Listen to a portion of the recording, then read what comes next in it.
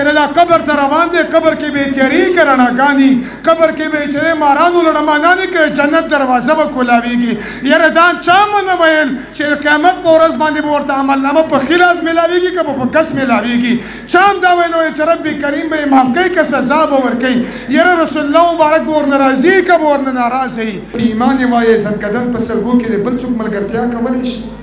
د قبر په تیارو کې مو بل څوک ملګرتیا کولی شي دا خو چې تفاسیر لیکلي وي سوره ملک چې تبارک الذي بيده الملک دغه سورت چې حضرت سیدنا رئیس المفسرین حضرت سیدنا عبدالله بن عباس رضی الله تعالی عنهما هغوی مبارکو به سوره ملک ته څه ویل سوره مجادله به ورته ویل نامه به سوره مجادله ورکوله ولې ځکه وي مجادله چې دا بحث او جګړې ته ویلی شي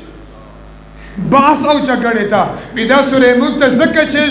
سوره مجادله وایم چې دا چې کله زنکدن سلګي هغو کې هم چې کله قبر تیاري په هغو کې هم او چې کله د حشر سختي هغه وخت کې به هم چې د رب کریم مخې ته دا سوره ملک ولاړي او دا به چې تر هغه وخته پورې د رب کریم سره بحث کوي تر هغه وخته پورې به ورسره په جګړه باندې څو پورې چې خپل تلاوت کوونکی د جهنم د اوره آزاد کړی نه او جنت ته داخل کړی نه ځکه چې دی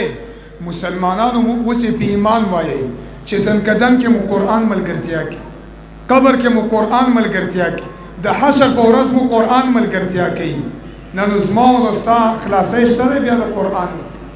د قرآن کریم ته موږ تاسو محتاج نه یو بیا ځکه زه وایم چې مسلمانانو دین اسلام طرف ته واپس راشئ